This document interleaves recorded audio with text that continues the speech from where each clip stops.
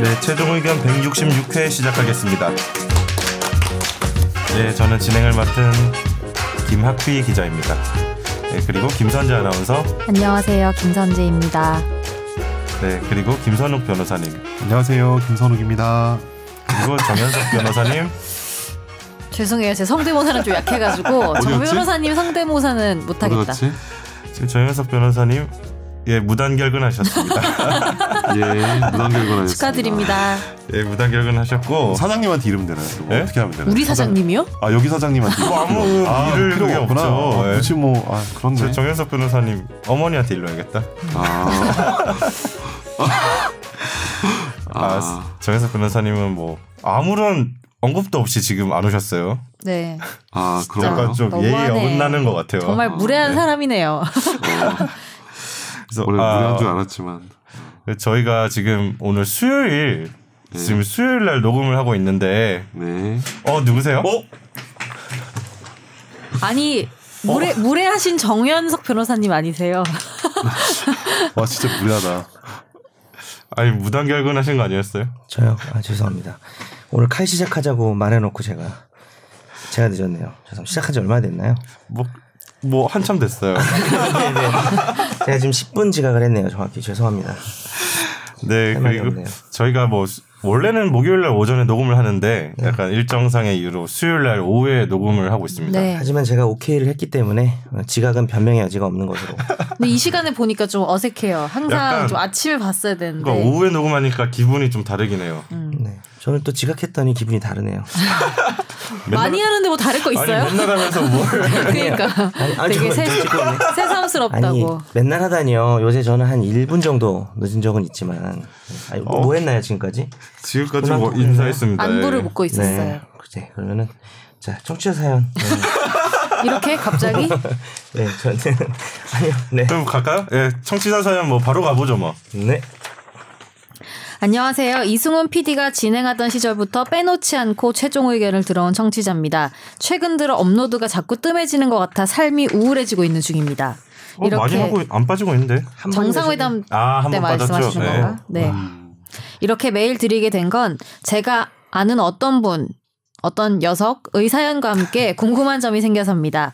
제가 아는 분은 고층 아파트의 고층부에 살고 있는데 아파트 뒤쪽에 새로 지은 다른 아파트의 제일 앞동이 꽤 가까워서요. 창문 밖으로 보면 그 아파트의 실내까지 들여다 보인다고 합니다. 대부분 집들은 커튼을 치고 생활하지만 열어놓고 사는 집도 있고 의관을 정제하지 않은 헐벗은 사람들이 자주 보인다는 게 문제인데요.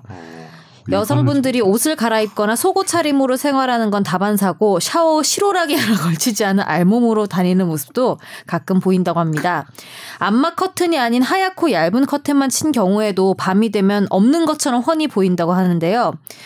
이런 경우 혹시 상대방과 눈이라도 마주쳐서 신고를 한 경우에 1번 상대방의 주거를 적극적으로 침범하지 않고 단순히 쳐다보기만 한 행위가 법적으로 문제가 될 수 있는지 1번부터 대답을 하고 할까요?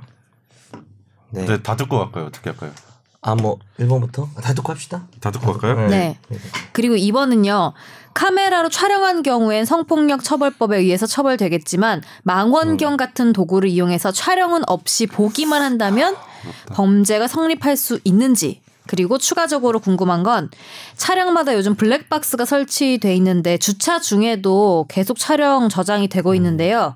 이 블랙박스에 의한 촬영은 성폭력 범죄 처벌 특례법 위반이나 초상권 침해, 개인정보보호법 위반 등에 해당하지는 않을까 궁금하고요.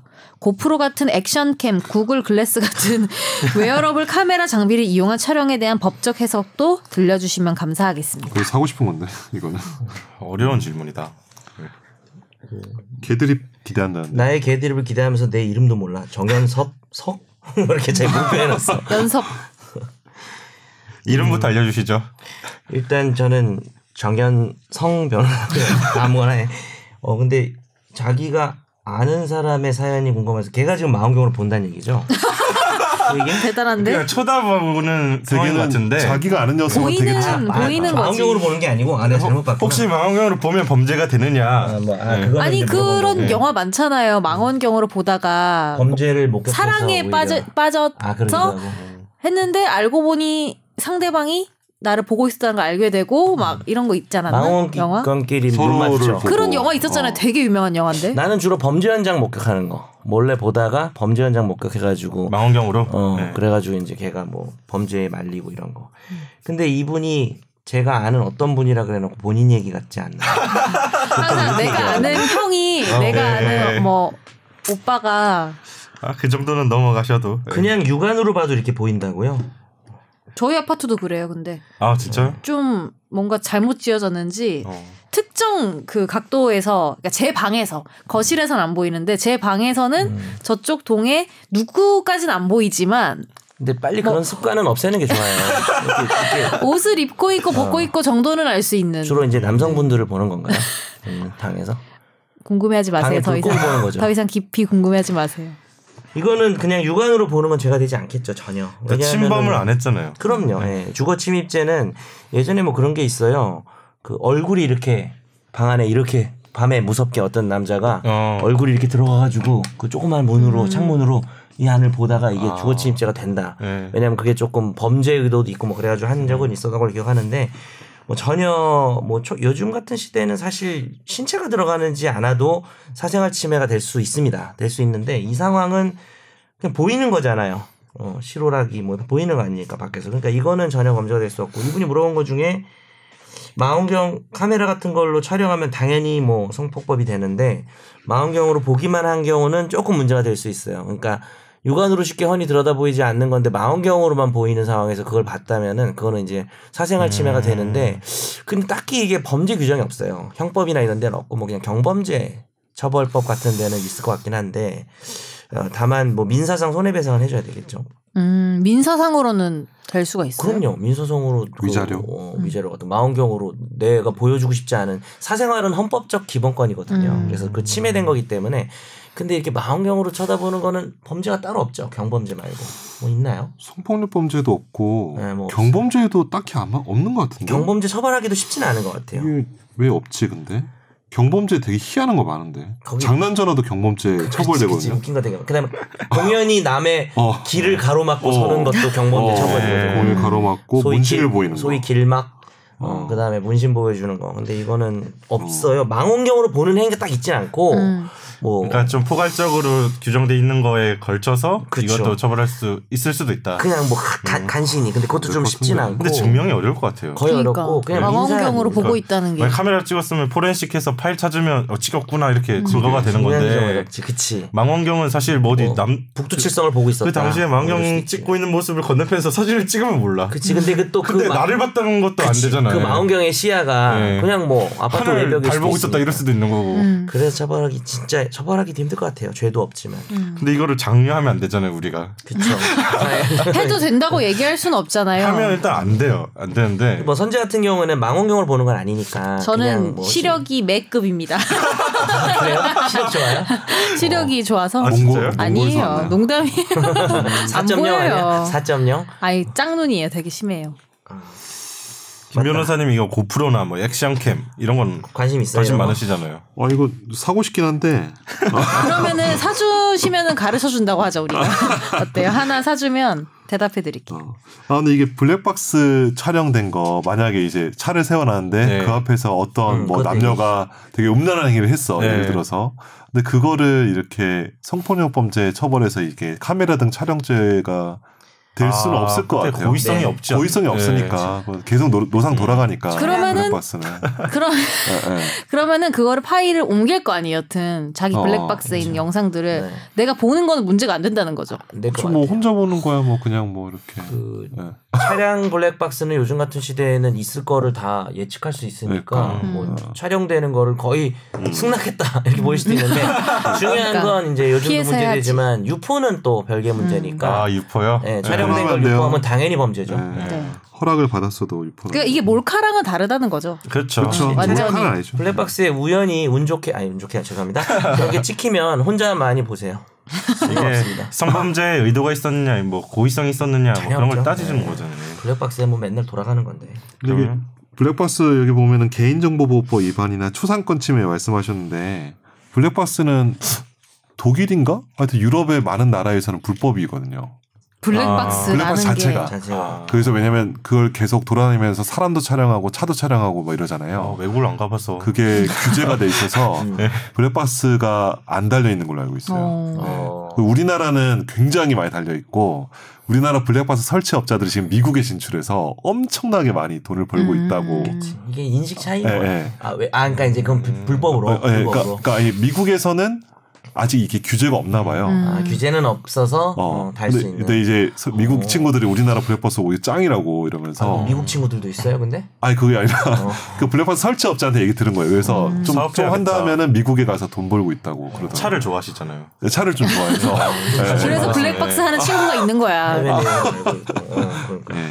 그렇습니다. 그러면 뭐 다음 사연으로 넘어가겠습니다. 안녕하세요. 김선재 아나운서의 팬이자. 와. 제 팬이라고 말하지 말고 김선재 아나운서라고 꼭 읽어달라고 하셔서 내가 지적했다고. 진짜 애청자네.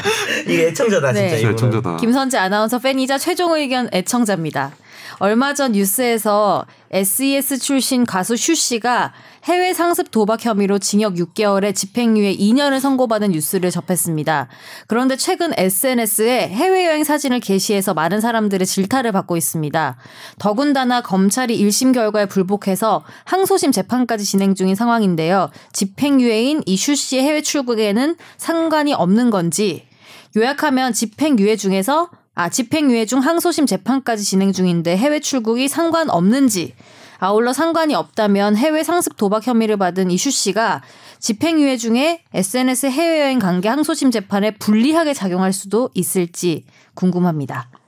와, 여자 애청자 많네. 그리고 우리 보고 미먼 조심하라고. 미세먼지. 감사합니다.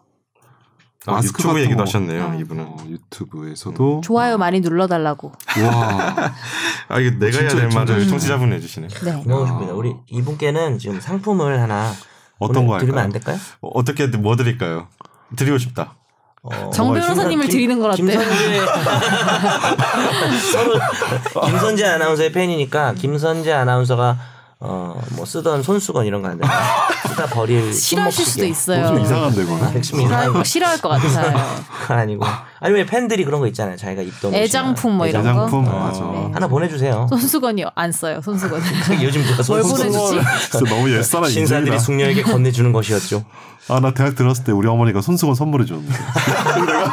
엄마들은 근데 목에 메고 다니는 거 아시죠? 대학교 1학년에 딱 들어갔는데 내가 손수건 딱 꺼내서 이렇게 하니까 애들이 막 놀란 거야. 그때도 이미 손수건을 그러니까 옛날 사람들이 들어갔다고 신나가지고 손수건 사서 다 그런 애들도 있었어요. 맞아. 근데 손수건을 누가 꺼내면 되게 좋아 보일 것 같긴 해요. 저는. 맞아. 제가 이분한테 별로 없으니까. 이분한테 개인 메일을 보내서 손수건을 원하시는지 물어볼게요. 손수건이 없다니까. 그러면 그냥 수건을 보내서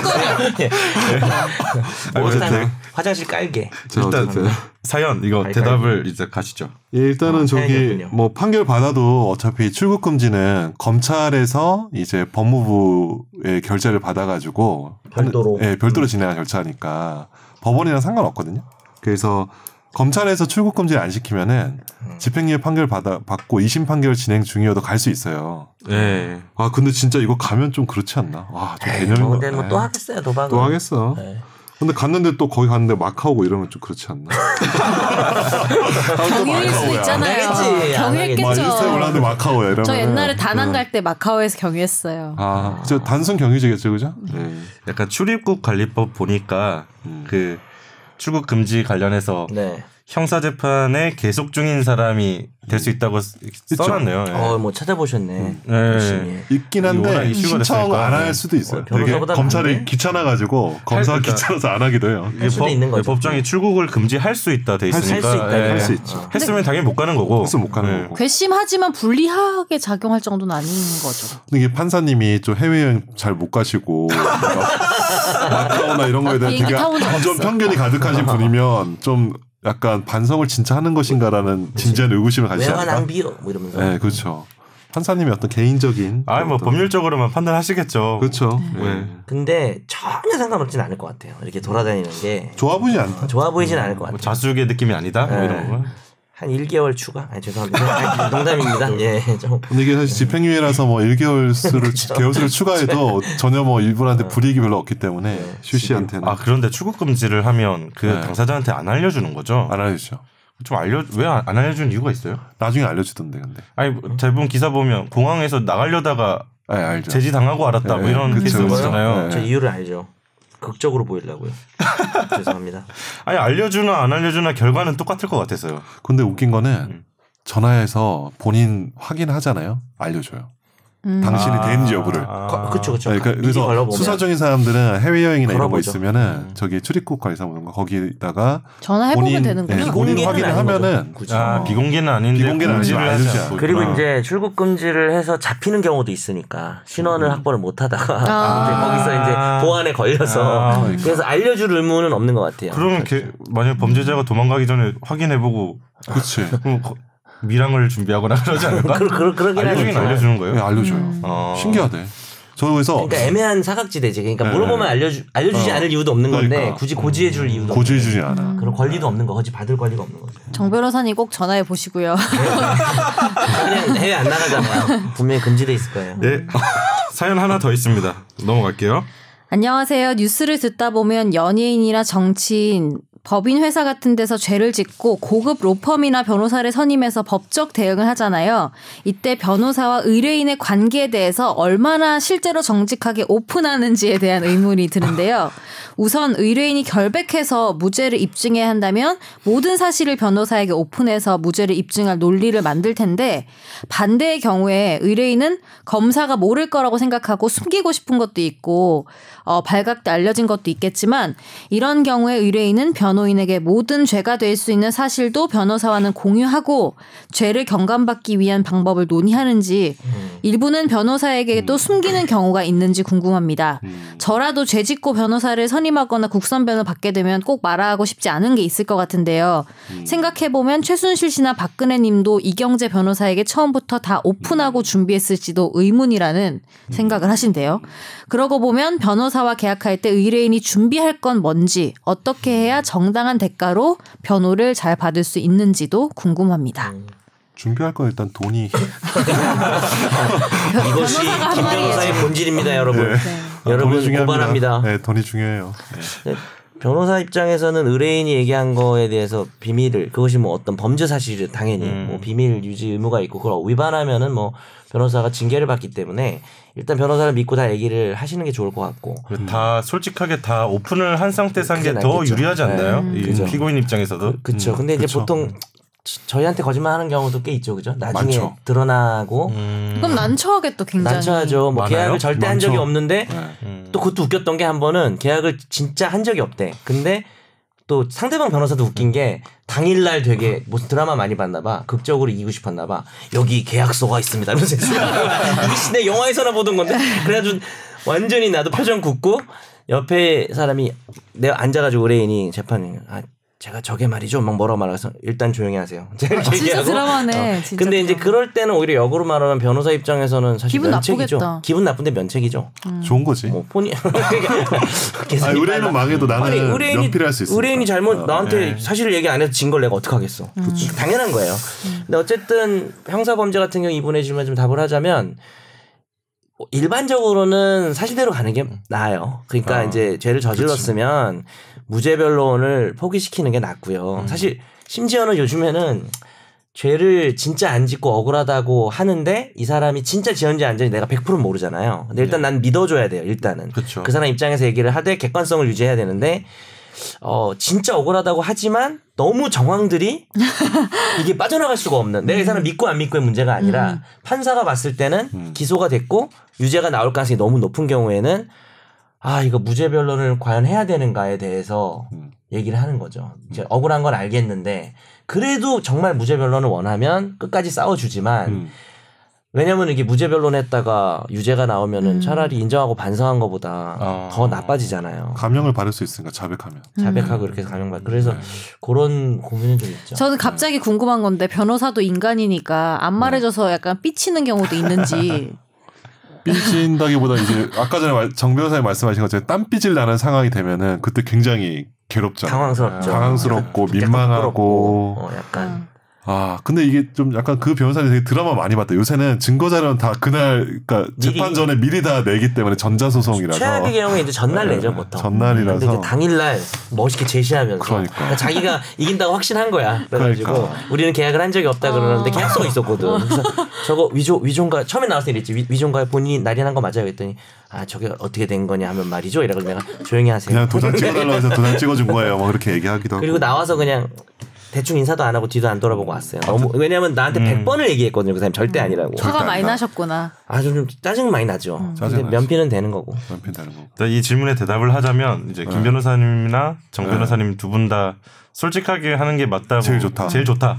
하지만 네. 변호사도 100% 다 말하지 않는다는 거를 예상하고 있기 때문에 그거에 대한 마음의 준비는 또 하고 있어요. 되게. 그리고 또 이분 얘기 중에 죄를 경감받기 위해서 거짓 진술을 하거나 부인하라고 시키냐. 이거 참 뜨거운 이거는 안 하는데? 이건 절대 안 하지. 왜냐면은 했다가 드러나면 우리도 책임이고. 증거인멸 교사가 될 수도 있어가지고. 근데 솔직히 말하면 이런 경우는 있어요.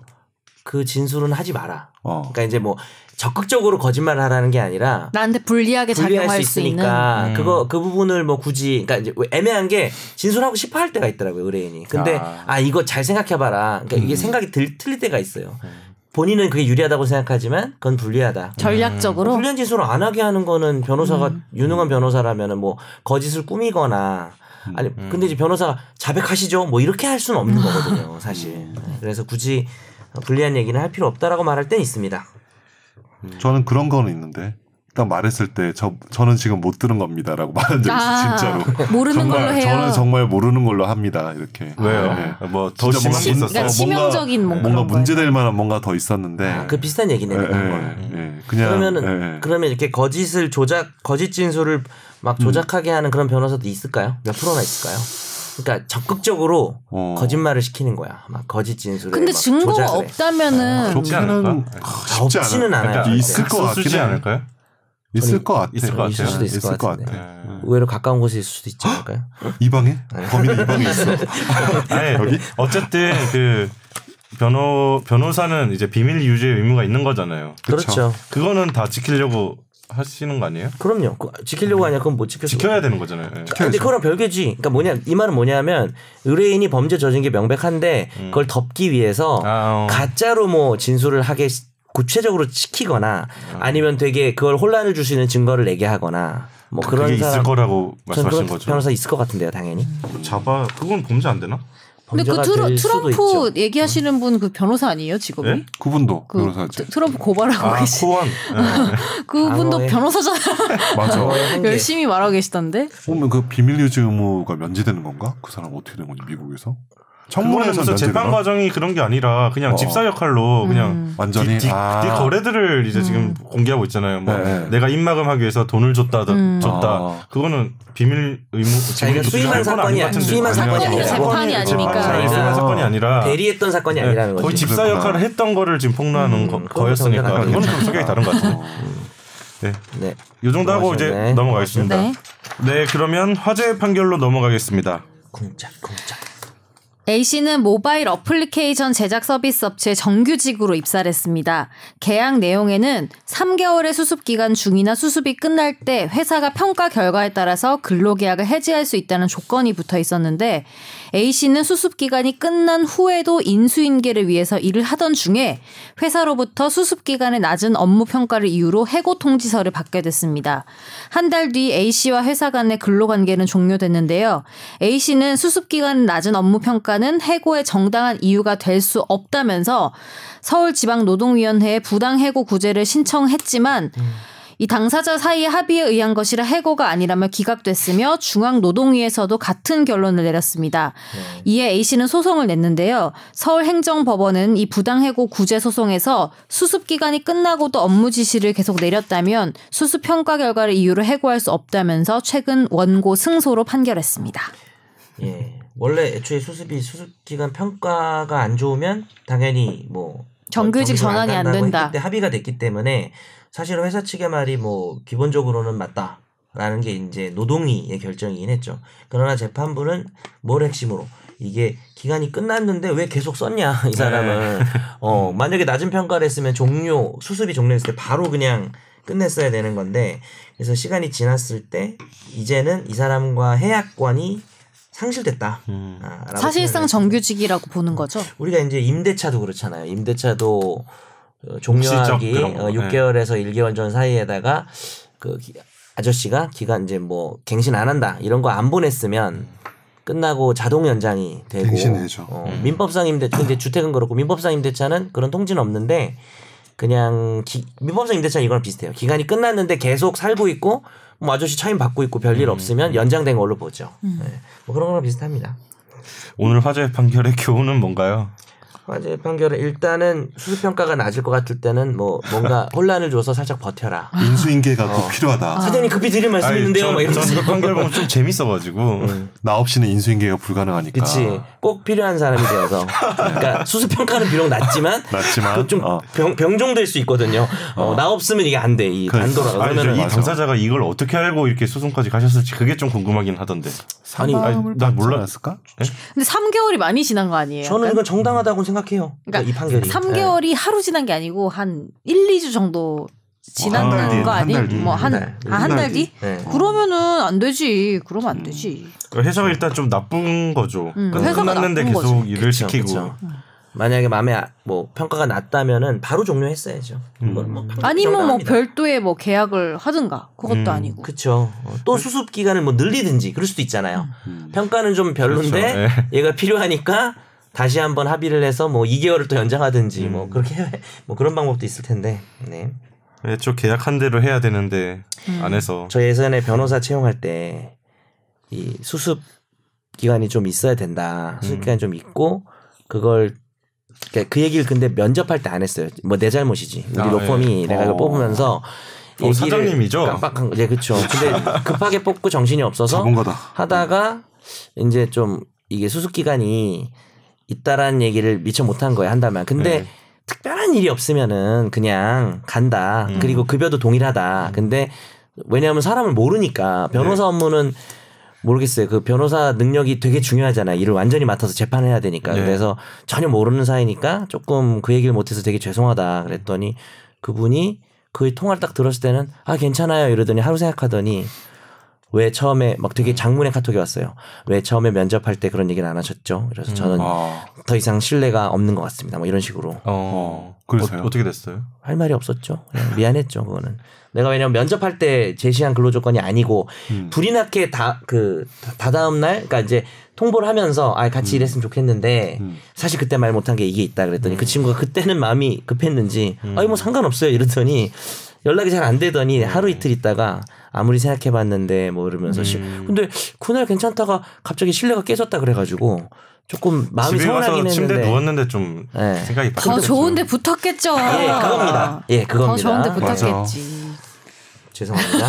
제 잘못입니다. 나 주세요. 지금 인정. 이제 나 주신 거 아니에요? 아니 진짜 훨씬 그 친구가 이걸 듣진 않겠죠. 너무너무 훨씬 좋은 친구가 들어왔어요. 진짜 제 소속도 이걸 안 들어요. 안 듣는데 진짜 대만족인 친구가 와가지고 이게 전화위복이 됐습니다. 그분께 죄송하다는 말씀 이 자리에 드려서. 근데 저는 딴 얘기긴 한데 수습 기간에 어떤 굉장히 오랜 기간에 인수인계가 필요한 일을 시킨다는 것 자체가 이상한 것 같아요. 왜냐면 수습은 말 그대로 수습 기간이면 그거에 맞는 업무를 시켜야지 막 책임을 되게 크게 져야 되는 업무들을 시키는 건 저는 좀 아니라고 생각하는데 그런 일들이 왜 종종 있더라고요. 당연히 솔직히 정규직이랑 다르잖아요. 내가 안 될 수도 있고. 근데 정규직이랑 완전 동일한 일을 한다는 거는 좀 이상한 것 같아요.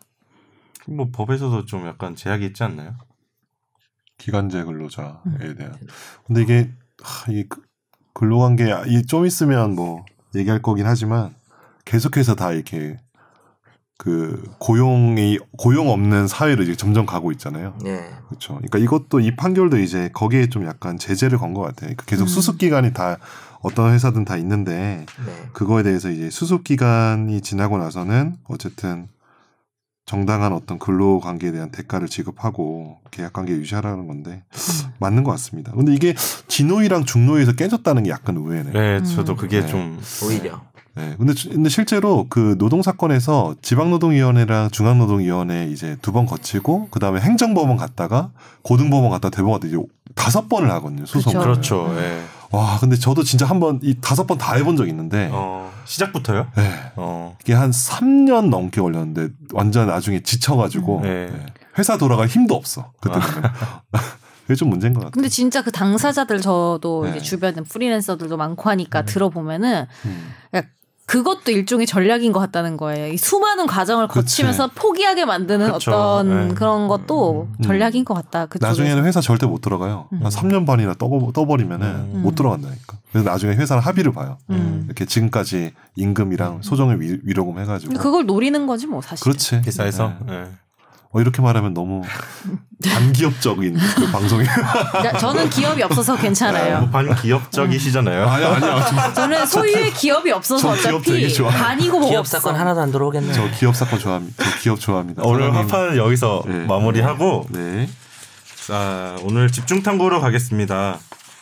오늘 집중탐구는 김선욱 변호사님이 준비해 주셨어요. 와. 집에 갈 때 이따 카풀 좀 해줄 수 있어요? 네, 알겠습니다. 이거 일단 설마 예고 편이었던 거예요? 진짜로? 약간 재미도 없고 저도 이미 나갔어요. 제가 오후에서 좀 예민해요. 지금 피곤하고 예민해가지고 웃어줄 수가 없어. 오늘 선욱이가 평소에 웃었니? 오늘 선욱이가 요즘 김학기 기자가 잘 웃어주긴 해요. 그 제목을 달아야 되는 압박 때문에 가나다라라고 그냥 맞아. 제목은 이제 김학기 기자가 썼으면 제목이 딱 나왔을 텐데 멋있게. 아예 이거 예시로 가나다를 제가 달아서 드렸죠. 드렸군요. 근데 그걸 변동을 안 했네. 빨리 하면서 제목을 만들어 보자 오늘. 난 제목 짓는 거에 열정할 테니까 말 시키지 마세요. 제목 뭐로 하지? 일단 오늘 주제 좀 설명을 하고 넘어가시죠. 네. 예, 오늘 주제는 얼마 전에 카카오 모빌리티랑 택시 업계랑 이제 극적 합의를 봤잖아요. 근데 사람들이 잘 몰라. 관심이 없어. 좀 묻혔나? 이게 여러 이슈가 많아가지고. 그래서 최근에 모 연예인 또 사건 때문에기도 하고. 정준영이라고 해요. 정준영 때문에 하여튼 막 이슈가 묻혀가지고. 근데 저는 개인적으로는 굉장히 그 합의가 되게 중요한 합의를 생각하거든요. 이것만 묻힌 게 아니라 지금 5.18도 묻히고 다 묻혔어요. 그렇네. 네. 전두환. 왜 이래 이것도 다 묻혔어요. 맞아. 지금. 아무도 모르죠. 이거 다 묻혔네. 네. 어쨌든 폭발성이 워낙 큰가 봐요. 이거는 세죠. 캐면 캘수록 더 나와가지고. 근데 이것도 중요한 사건인 것 같긴 해요. 정준영 사건이요? 이거 중요하긴 한데. 이거는 저희가 언제쯤 한번 다뤄볼까요? 우리 아니가 우리 정준영을 다루는 건 아닌데 우리가 성범죄를 한번 다루기로 했으니까. 맞아. 이렇게 하시고 일단. 이렇게 하시고. 일단은 안 묻히게. 빨리. 안 묻히게. 근데 이제 저희 현재 지금 IT에 기반해가지고 서비스가 엄청 발달하고 있잖아요. 그 카카오도 이제 럭시라는 그 카풀 앱을 인수하고 사업을 이렇게 본격적으로 시행하면서 이제 택시 업계랑 부딪힌 건데 우리 요새 막 하얀색 카니발 막 돌아다니잖아요.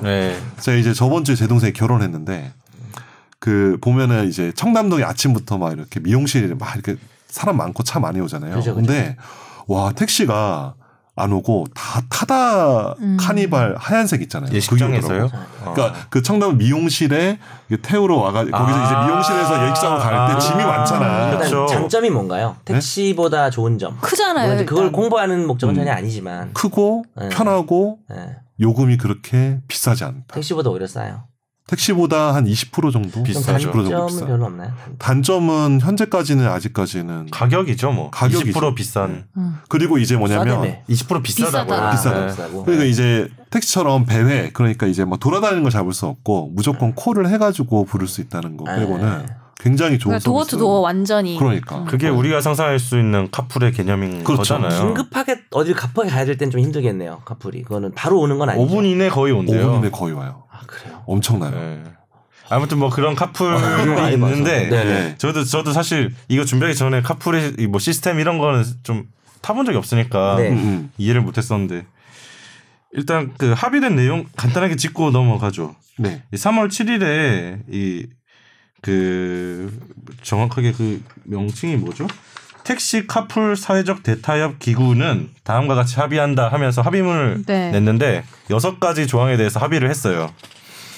그 주요 내용을 좀 보면 그 택시와 플랫폼을 결합한 규제 혁신형 택시를 올해 안에 출시하고 여기가 핵심인데 자가용 카풀은 평일 출퇴근 시간 오전 7시부터 9시 그리고 퇴근 시간인 오후 6시부터 8시에 한해 허용한다는 내용.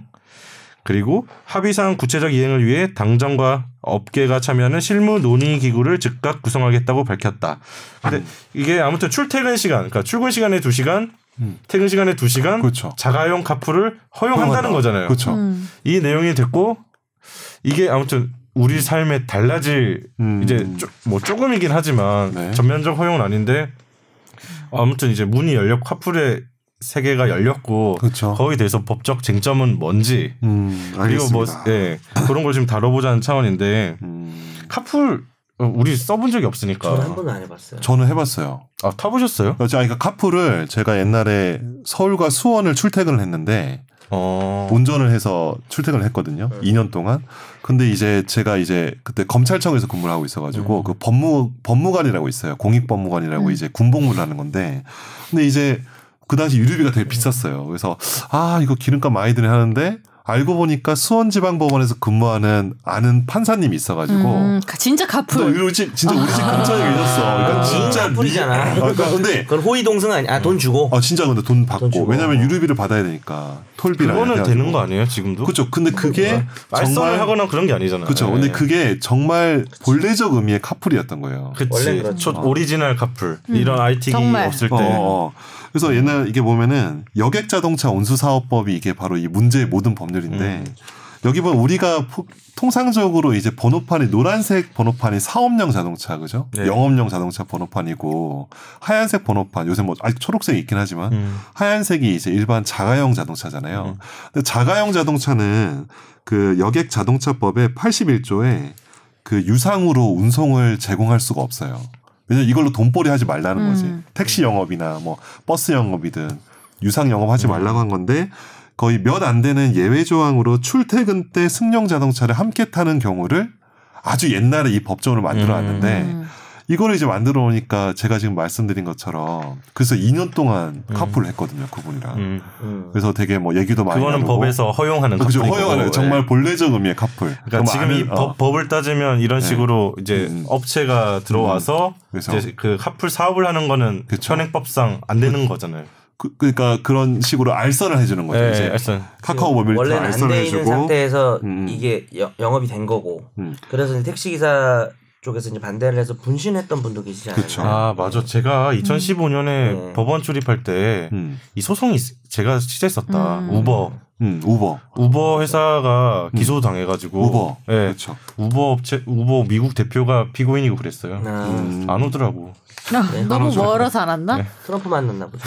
그 유죄가 된 건가요? 그럼 그거는 그냥 유죄 판결이 나왔나요? 나왔죠. 벌금 나오고. 네, 그때 유죄 판결 나왔던 것 같아요. 당연히 나오겠죠. 그리고 근데 또 외국 여행 가보면은 우버는 되게 많이 탈 수 있잖아요. 손쉽게. 그렇죠. 근데 그 나라에는 그 이런 식의 강한 규제가 없는 거고. 저는 하와이 갔을 때 거의 뭐 우버 탔던 것 같아요. 그렇죠. 그러면 원래는 안 되는데 출퇴근 시간 때만 출퇴근 시간 된다는 거는 합의안이잖아요. 그럼 이게 이제 법적 근거가 만들어져야 되겠네요. 근데 이게 문제가 뭐냐면 원래 출퇴근 때 허용이 됐는데 그 출퇴근 때는 이제 승용 자동차를 함께 타는 거를 유상으로 운송용 제공, 임대, 알선, 그러니까 카카오처럼 알선이 다 허용이 됐던 거예요. 그러니까 카카오 애들은 우리 이거 해봤자 출퇴근 시간 때만 하면 된다고 했는데 문제는 출퇴근 시간이 지금 거의 정해져 있나요? 그러니까 요새 통상적인 출퇴근 시간이라는 건 원래 있긴 하지만 뭐 탄력적 근로제, 뭐 선택형 근로 뭐 이렇게 되면서 저만 해도 뭐 오후에 출근하니까. 그렇죠. 그런데 그래도 이 시간이 이동이 제일 많은 건 맞잖아요. 맞죠. 근데 이 출퇴근 시간에 대해서 명확하게 법적인 정의가 이제 국토교통부에서 만든 어떤 뭐 지침이나 이런 거에는 있었는데 그 법에 명확하지 않으니까 이번에 합의를 해서 시간을 정한 거지 그냥. 시간을 정한 거죠. 그리고 합의안을 보니까 맨 마지막 구절이 그거네요. 현재 국회 소관상임위원회에 계류 중이거나 발의 예정인 관련 법률안의 경우 3월 임시국회에서 통과시키도록 노력한다. 그렇죠. 그러니까 법을 일단 개정을 하겠다는 거잖아요. 그렇죠. 아마 출퇴근 시간을 아마 명시를 할 거예요. 뭐 여기서 나온 것처럼 뭐 7시. 그럼 이거 어떤 의미가 있는 거예요? 이 출퇴근 시간으로 합의가 4시간이 됐다는 거는 기존 상황에서 뭐 뭐가 달라지는 거죠? 그러니까 이제 그 전에 카카오 쪽에서는 출퇴근 시간을 굉장히 폭넓게 보는 거죠. 아니 이 사람 아까 저기 김선재 아나운서처럼 그 말처럼 아나운서처럼 이렇게 뭐 이 시간에 출퇴근하는 사람이 있는데 그럼 그때 태웠다 이렇게 말하면 되니까 24시간 전체가 다 출퇴근 시간이 될 수가 있는 거거든요. 그러니까 시간이냐 출퇴근이냐 그렇죠. 그런 문제가 있는 거예요. 출근자다. 그렇죠. 네. 그리고 이제 그때 이제 카카오에서 얘기했던 게 하루에 2번 제한을 하겠다 운전자한테. 그러니까 언제든 상관없이 2번. 2번만 출근 퇴근. 그렇죠. 하는데 실제로 과연 그게 지켜질까? 왜냐면은 서비스를 이용하는 사람 입장은 이 운전사 말고 다른 운전사 계속 쓰면 되잖아요. 안 겹치게. 안 겹치게. 시간대를 제한하는 게 아니라 누구나 2번 자기가 시간대로. 그러면은 택시 입장에서 보면은 운전사를 규제를 해도 이용자를 규제를 못하기 때문에 택시로 오는 손님이 줄어드는 거죠. 그러니까 엄청나게 큰 타격이 오고 실제로 제 친구 어머님이 개인 택시 운전을 하시는데 그 개인 택시 원래 서울시 1억이었거든요. 그게 8천인가 7천까지로 떨어졌다고 제가 들었어요. 그러니까 한창 분신하시고 왜냐하면 그분들한테 그게 정말 뭐 되게 큰 같은 개념이었다면서요. 네, 권리금 뭐 퇴직금 이런 거였는데 그래서 이제 대립을 하다가 이번에 합의를 한 거죠. 지금 아직 서비스는 안 하고 있는 거죠. 그럼 지금 현재는. 그렇죠. 이렇게 접었죠. 하려고 하다가 카풀 분신 사고 있고 그런 얘기로 하려다가 이제 미루고 그래서 지금 이제 합의안이 이제 나온 거고요. 네, 지난주에 합의안이 나왔고 이제 뭐 구체화되지 않을까 싶은데 아무튼 이제 저희가 경험하지 못했던 카풀 서비스는 이제 시작이 될 거고 곧 시작이 되죠. 네. 그런데 아까 저희가 논의하는 과정에서도 계속 이야기를 했지만 이게 그 타다 같은 경우도 마찬가지인데 타다를 잠깐 법적인 거 설명해 주시고 넘어갈래요? 타다. 정말 애매한데 참. 이거 타다 이거 천재야. 이거. 타다가 어떻게 보면 카풀 시스템이 지금 현재 돌아가고 있는 카풀 뭐 시스템으로 보면 되는 거잖아요. 카풀 정도가 아니고 이거는 제가 보기엔 실질은 택시다. 그러니까 이게 뭐냐면 카풀이 되는 게 사실상 이게 법을 한번 볼게요. 이게 법을 보면은 자 이게 아까 전에 말씀드린 여객자동차 운수사업법이 있는데 이걸 줄여서 여객자동차법이라고 하는데 거기에 보면 34조에 이런 게 있어요. 누구든지 자동차 대여 사업자, 그러니까 렌터카 사업자예요. 네. 렌터카 사업자의 자동차를 임차한 사람, 그러니까 우리 이용객이죠. 그 사람한테 운전사를 알선하면 안 돼. 그러니까 우리가 보통 제주도에서 차 빌리면은 차 빌려서 제가 운전하잖아요. 네. 그런데 여기다가 운전사를 딸려서 줄 수는 없는 거예요. 그렇죠. 그런데 법에서 예외적으로 어떤 경우가 되냐면은 외국인. 외국인은 면허가 없잖아요. 요 문장 때문에 모든 것들이 벌어진 거잖아요. 그렇죠. 네. 외국인 아니면 장애인 아니면 65세 이상 고령 그리고 이제 여기 뭐가 있냐면 승차 정원 11인승 이상 15인승 이하인 승합 자동차를 임차한 사람. 근데 우리가 잘 보면은 카니발이 있잖아요. 카니발이 7인승 있고 9인승이 10 있고 11인승 있잖아요. 네.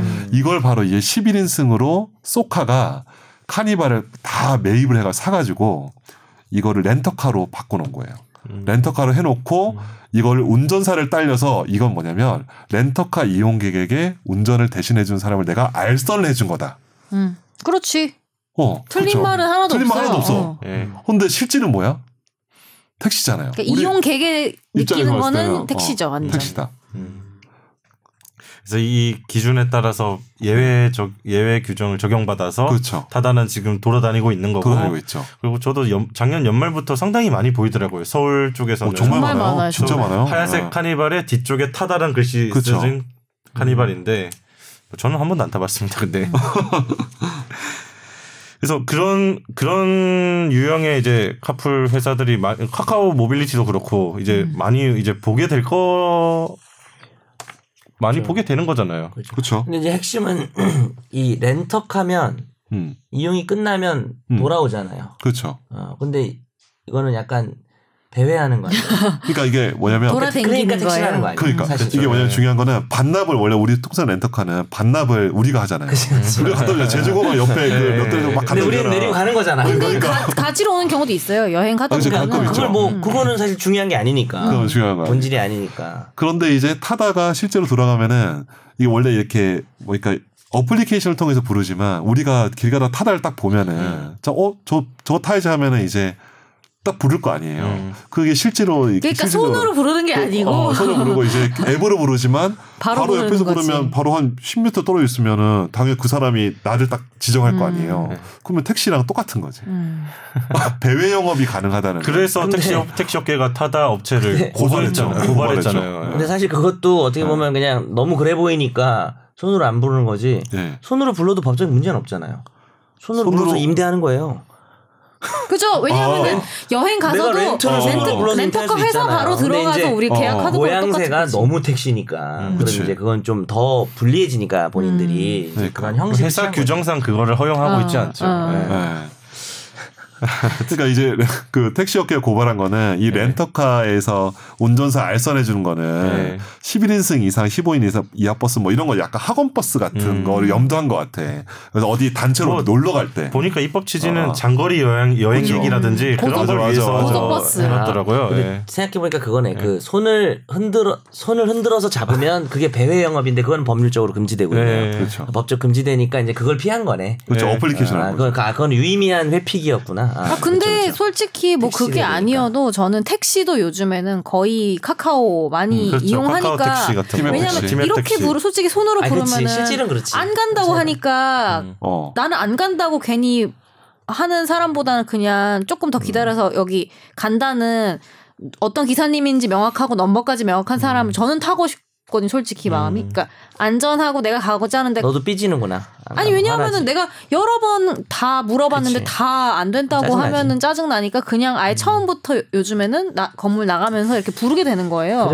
그래서 이게 뭐 법적 사회적 타당성 떠나서 이제 약간 여론은 그간 이제 택시의 영업 행태가 조금 불만들이 많잖아요. 그 택시 서비스에 대해서 워낙 불만이 많아서 그러니까 이제 여론이 조금 불리한 것 같긴 해요. 택시 업체가. 이게 그러니까 옛날에 있던 뭐 시스템이랑 이제 새로 이제 기술의 발달으로 그쵸. 생긴 새로운 시스템이 충돌한 그쵸. 케이스인데 근데 앞으로 계속 뭐 충돌할 때마다 어떻게 해야 될지 막 그런 생각이 들긴 하더라고요. 항상 그 예전 그 시스템과 현재 새로 들어오는 시스템끼리만 싸우지 그걸 이용하는 이용자들은 빠져 있는 것 같아서 그러니까 이용자들의도 이게 대타협 기구만 봐도 그래요. 그러니까 택시 업체들이랑 그 서비스 하려는 업체랑 이제 더불어민주당이랑 그렇게 들어가 있잖아요. 그렇죠. 여당이니까. 뭐 어쨌든 뭐. 근데 이게 그 출퇴근 시간을 이제 제한을 했잖아요. 우리 통상적인 출퇴근 시간으로 했는데 요거 때문에 말이 많은 게 요거 사실은 이번에 카카오 모빌리티랑 택시가 싸우는 걸 보면서 원래 이 플랫폼들을 준비했던 사업자 되게 많아요. 가령 경기도권에서 서울로 출퇴근하는 거. 특화해서 이렇게 뭔가 준비한 사람도 있었고 제가 아는 사람 중에도 그 사업 준비한 사람이 있었거든요.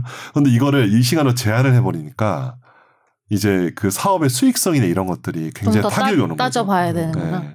그러니까 되게 이것 때문에 많은 이제 사업자들이 지켜보고 있었는데 이제 카카오에서 많이 양보를 한 거죠. 출퇴근 시간에 대해서 뭐 탄력적 선택적 이거 다 필요 없고 그냥 통상적인 출퇴근 시간으로 이제 택시 업계에게 내준 거고 그런데 사실은 과연 내줬을까? 이 택시 업계가 이제 기존의 어떤 뭐 산학금을 내고 그리고 이제 우리가 사실 법인 택시에 대해서 법인 택시 기사한테 안 좋은 추억 다 하나씩 있지 않아요? 전 너무 많아가지고 열거하기가 힘들 정도인데. 저는 사실은 저는 카풀 하면서 제일 먼저 떠올랐던 사례가 있는데 그 아까 말했던 그런 게 뭔가 카풀과 택시의 중간 어디쯤을 되게 경험해 봤는데 학교 다닐 때 저희 학교가 입구역에서 실제 대학이 되게 멀어요. 그쵸. 서울대 입구역이 아니야 그게. 그래서 걸어갈 수가 없는데 나는 지각 위기인데 무조건 택시를 타야 돼. 셔틀을. 4명을 태우잖아. 근데 난 혼자 타겠다는데 무조건 4명을 태우는 거예요. 무조건 난 싫다니까. 관례야 관례. 그러니까 택시 줄이 있고 셔틀 줄이 있는데. 근데 그러면은 예를 들면 16,000원이 나온다. 이러면은 4명을 태우면 4,000원씩 내야지. 근데 한 6,000~7,000원씩 낸다니까요. 그래서 내가 그런 적이 있어. 너무 싫은 우리 땐 거야. 요금이 더 쌌는데 거기 줄 서 있는 사람한테 어디 가세요? 이래가지고 맞아. 같이 나눠서 낸 적도 있어 한번. 나도 그래. 그게 돈 아끼려고가 아니라 택시 아저씨 미워가지고 그때. 그 치사하잖아 솔직히. 그러니까. 그리고 그래서 또 어떤 일 되면 학생들 2~3명이 만나서 같이 오기서 그냥 그러니까 원래 아는 사이끼리 타면 싫어한다? 한 명씩 타야 합성이 되니까. 아니 우리 너무 택시 기사님들 욕하는 거 아니에요? 아니 그러니까 저는 개인적으로 그런 기억이 있다는 거죠. 그래서 저는 이게 그때 타면서 느꼈던 게 이게 카풀인가라는 생각을 택시지만 했다고요. 이것은 카풀인가 택시인가? 그렇죠. 혼자서. 카풀인가 택시. 지금까지 이런 차는 없었다. 지금 마음이 급하시죠? 근데 이제 관점을 우리가 보기에 따라서 지금 사실 지금까지 논했던 관점은 소비의 관점이잖아요. 그렇죠. 근데 이제 개인의 관점에서는 편리성 그리고 어느 것이 더 좋은 서비스인가 택시 서비스는 너무 불편해 뭐 이런 관점도 있지만 사실은 이게 운영 체제가 바뀌게 되면은 김선욱 변호사도 오늘 주제로 가져온 내용이지만 사회적 측면에서 봤을 때는 이제 고용 내지는 네, 그렇죠. 그러면 이제 근로자들의 지위 더 약화되는 게 아닌가. 그러니까 내가 기사라면 뭐 내가 그쵸. 업체에 그렇죠. 우리가 그 생각을 해야 될 것 같아요. 이게 택시 욕할 게 아니라 그렇죠. 뭐 물론 소비의 관점에서도 얘기는 해야 됩니다. 근데 과연 이런 식으로 사회가 변하는 게 물론 이거 하나만의 문제는 아니지만 아까 멋있게 김 변호사가 고용 없는 사회라는 말을 했잖아요. 그런 관점에 대한 이야기도 저 간 다음에 좀 해보시는 건 어때요? 네, 알겠습니다. 잘 가요. 잘 가시고요. 원래 소리 없이 가는데 제가 오늘 뒤에 너무 일정이 있어서 그러니까 오늘은 지각과 조퇴를 다 해보는 거죠. 네. 대단하다. 불량 학생이네, 불량 학생. 지조 있는 사람입니다. 이야. 지각 조퇴 합쳐서 지조 있는 사람. 성대모사 하나도 안 하고 가는데 하나만 하면 안 돼요? 아무거나. 마지막 한번 얘기 좀 할까? 아니 암살의 이정재 대사님. 우리 얘기 좀 할까? 이거 들으면서. 안녕히 가세요. 예. 일단 그러면 아까 뭐 말씀하셨지만 네. 근로자성 한번 언급을 짚어보고 넘어가시죠. 그러니까 저희 집에도 그 꼬맹이들 애들 있어서 학습지 교사분들 오시거든요. 그분들 다 근로자 아닌 거 아시죠? 다 개인 사업자잖아요. 예. 네. 근데 이제 뭐 보험 설계사도 그렇고 뭐 자동차 딜러 뭐 이런 사람들 다 이제 실제적으로는 근로계약처럼 이렇게 시간도 엄수하고 이렇게 해야 돼. 출퇴근도 있고 이런데 개인 사업자로 이렇게 계약을 하잖아요. 물론 이제 근데 이런 식으로 이 타다 플랫폼이 됐든 아니면 뭐 카카오가 됐든 아니면 다른 플랫폼이 됐든 계약을 체결할 텐데 절대로 근로계약을 체결하지 않을 거거든요. 그렇죠. 직접 고용한 근로자가 아닌 게 되잖아요. 네, 왜냐하면 4대 보험 그 안에서 그렇죠. 그러면은 근로자가 아닌데 실제적으로는 근로자처럼 일을 해야 되죠. 왜냐하면 콜을 딱 뜨면 언제든지 딱 받아야 되고 인센티브가 또 부여가 되고 나중에 근로자성에 대한 뭐 확인 소송이라든지 그렇죠. 뭔가 법적 뭐 분쟁이 생길 여지가 다분하긴 한데요. 이를테면 카카오가 카풀 서비스를 시작하면 우리는 이제 카풀 플랫폼을 제공하는 거다. 그러면 그렇죠. 여기 운전자와 이용자가 알아서 우리 플랫폼에서 만나서 해라는 거니까 운전자는 카카오 우리의 직원은 아닌 거죠. 그러니까 타다도 지금 그렇잖아요. 타다 운전기사분들도 타다의 직원이 아니잖아요. 지금. 네, 그렇죠. 타다는 요 앱 하나, 요 서비스 플랫폼을 하나 제공한 거고 알아서 만나서 가게 되는 거잖아요. 그렇게 되면 이분들은 약간 내가 뭐 이를테면 카풀업체 직원인지 아니면 내가 무슨 렌터카 기사인지 뭐 헷갈릴 수 근데 한편으로는 또 소비자 입장에서는 쓰는 사람 입장에서는 사실 외국에 여행을 가서 우버가 좋다고 얘기를 하는 것도 그런 시스템이기 때문에 기사들이 더 열심히 해요. 왜냐하면은 이 평가나 이런 것들에 많이 좌지우지가 되다 보니까 이 하와이 제가 갔었을 때도 우버 기사들이 엄청 친절하고 짐도 다 내려다 주고 막 정보도 알려주고 해서 자기 별점 잘 달라 그러고 이런 것들이 있거든요. 근데 이게 그러니까 양면성이 있는 거예요. 어떻게 보면. 그러니까 분쟁이 계속 생길 수밖에 뭐 하다못해 요새 플랫폼 노동자 이야기 계속 나오잖아요. 맞아요. 카풀은 아직 뭐 제대로 본격 도입이 안 됐으니까 그렇고 저희 많이 쓰는 뭐 배달시켜 먹는 배달 음식 먹을 때 그 배달 노동자 뭐 대표적인 플랫폼 노동자잖아요. 옛날에는 가게 소속돼가지고 배달했었는데 이제 앱 하나 나오고 플랫폼 제공되면 이제 그 콜 받아서 배달 음식 배달을 오는데 이분들이 그 플랫폼을 제공하는 업체의 직원들은 또 아니고 개인 사업자고. 그럼 약간 근로기준법에서 볼 수 있는 근로자의 그 개념에서 이제 보호를 못 받잖아요. 못 받는 거죠. 그런 측면을 이야기하는 거고.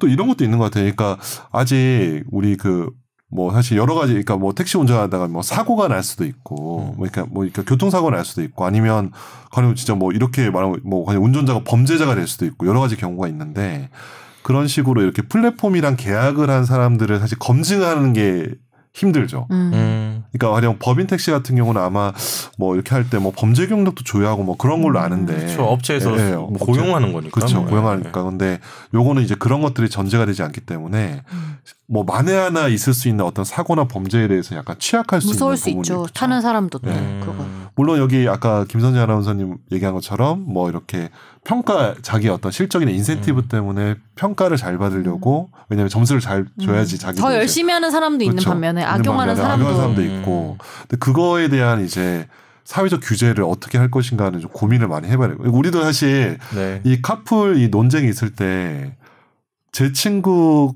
카톡방에서 모든 애들 다 택시를 욕하고 있는데 사실 그 카톡방 중에 하나가 어머니가 개인 택시를 하시는 분이 하는 애가 있었던 거야. 근데 이제 나중에 이제 그거 야 근데 사실 걔가 어머니 그거 하니까 갑자기 침묵이야 갑자기 이렇게. 갑분싸네요. 갑분싸지. 그러니까 사실 그 택시 그 뭐 근로자 뭐 아니 개인 택시 하시는 분이든 너무 많고 힘든 거 사실이긴 해요. 또 막 기사님들 보면은. 그래서 이번 합의안 보면 그런 내용이 있던데요. 그러니까 뭐 월급제를 추진한다든지 택시 기사분들의 맞아요. 월급제 추진하고 그러니까 기존 택시 산업에 대한 보호 장치도 마련을 하면서 출퇴근 시간에 카풀도 허용하는 게 지금 합의안인데 그렇죠. 그거는 이제 법 통과되고 이제 실제 시행되는 과정은 지켜봐야 될 것 같고 아무튼 이 합의안의 의미는 우리가 이제 카풀을 만날 수 있다는 거. 그렇죠. 이제 출퇴근 시간에 뭐 자가용 승용차를 불러서 그렇죠. 타고 갈 수 있다는 거. 내가 운전자가 될 수도 있는 거 아니에요? 뭐 할 수도 있는 거고. 그치. 그래서 이게 그런데 김선욱 변호사님이 이게 이 주제가 상당히 재밌다면서 막 관심 있게 보는 거는 여기에 법적인 이제 쟁점이라든지 이제 앞으로 분쟁거리들이 좀 보이니까 그러신 거 아니에요?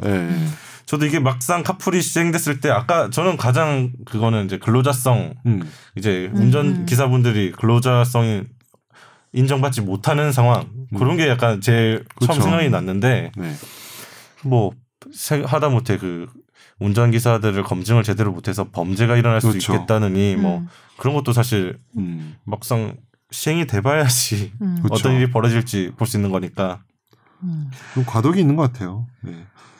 아이고 이거는 이게 그때 김현미 장관이 그때 뭐 저기 팟캐스트 나왔었나 어디서 알릴레오 나왔었나 그때 그 유시민 씨 그때 나왔을 때도 한 얘기도 그 결국은 이제 택시 사업 자체가 IT 플랫폼에서 벗어날 수가 없다. 왜냐면 이제 사실 저 택시 탔을 때 티맵 택시랑 카카오 택시를 안 쓰시는 분을 제가 못 봤던 이제 거의 없어요. 정말 많아졌어요. 아무리 나이 많이 드신 택시 기사님도 다 쓰시거든요. 제가 막 저는 가르쳐 드린 적도 있어요. 아 그래요? 이게 그러니까 제가 잘못 찍은 거예요. 공항에서 탔는데 국제선 국내선을 제가 잘못 찍었는데 저를 데리러 오시긴 했어요. 근데 그러니까 계속 그 도착 그분이 저를 안 데리러 왔다고 뜨는 거예요. 근데 나이 많으시니까 이걸 잘 모르시니까 제가 가르쳐드리 이렇게 하는 거예요. 한 적도 있었어. 그러니까 그런 식으로 좀 변환이 되는 거를 이게 기본적인 전제인 것 같아요. 근데 저는 뭐 법률적인 것과는 별개로 여튼간에 뭐 2시간이든 4시간이든 카풀이 하기로 한 거고 뭐 앞으로 점점 확대될 거는 너무 분명하잖아요. 여기서 더 줄어들 건 아니잖아요. 근데 그 택시 업계가 보호받아야 할 측면들이 저는 분명히 있다고 생각하지만 한편으로는 좀 서비스의 측면에서는 좀 생각을 많이 해봐야 고민을 해봐야 될 거 스스로도. 맞아요. 이번 합의하는 과정에서도 그런 고민이 좀 들어갔던 게 뭐 고령 운전자의 감차를 추진한다. 그리고 뭐 택시 그게 다 서비스 질을 높이기 위한 거라고 저는 보거든요. 이럴 때면 감차 추진하고 이제 그 월급제로 전환을 추진한다는 게 지금은 택시 기사분들은 뭐 산학금 내고 뭐 이제 자기 활동한 만큼 돈 벌려고 자꾸 그런 뭐 아까 말했던 서울대 입구에서 탑승 그렇게 하는 거라든지 승차 거부라든지 다 산학금이나 그런 게 문제가 되기 때문에 서비스가 안 된다고 합의 과정에서 다 그렇게 공유가 됐으니까 만약 월급제 한다고 하면 그렇게 할 이유가 없잖아요. 그리고 저는 뭐 사실 일본이나 이런 데서 택시를 타 보면 훨씬 비싸잖아요. 택시 그게 그래도 한번 타봤을 때 또 타고 싶다는 느낌은 들어요. 내가 뭐 짐이 많다거나 정말 몸이 피곤하거나 이런 날이면 그래도 이 정도 더 주고 이 정도 서비스를 받으면서 타고 싶다는 기분이 들었거든요. 일본에서는. 근데 그런 것도 솔직히 이게 딱 돈 몇 미터 이런 것만 평가될 수 없는 게 많으니까 이 택시라는 게 이것도 한번 시행되고 그 이제 어떤 식으로 이게 이제 그 업체들이 시스템을 짜는지 좀 정확하게 디테일하게 나왔을 때 한번 또 평가가 필요할 것 같아요. 뭐 근로자들을 어떻게 뭐 실제로 이제 고용 관계가 아닌데 일을 막 고용한 것처럼 시킨다든지 더 심한 시킬 수도 있죠. 그러니까 어떻게 될지 지금 쉬고 싶은데 못 쉬게 상상이 잘 안 되는 부분이잖아요. 맞아. 그거를 뭐 지켜보고 아무튼 카풀의 법적 쟁점은 개인적으로 상당히 흥미롭더라고요. 그리고 많이 걸려 있는 것 같아요. 여러 가지 막 걸려 있고 이게 또 법이 옛날에 만들어졌다 보니까 지금 이런 충돌이 발생한 것 같고. 근데 나는 못하는 거네. 그럼 결국 오후에 출근하니까 못하죠. 못하는 거네. 네. 시간을 정했잖아요. 네. 요 시간을 정해서 법을 시행령이나 이런 데 따로 만들었겠죠. 네. 그러면 이제 못하는 거지. 네. 그러면 카풀은 오늘 이 정도로 이야기를 하시고 그러면 또 다음 주에 또 재밌는 주제를 한번 가져와 보죠. 네. 네, 그럼 오늘 방송은 여기서 마치겠습니다. 감사합니다. 네, 감사합니다. 감사합니다. 네.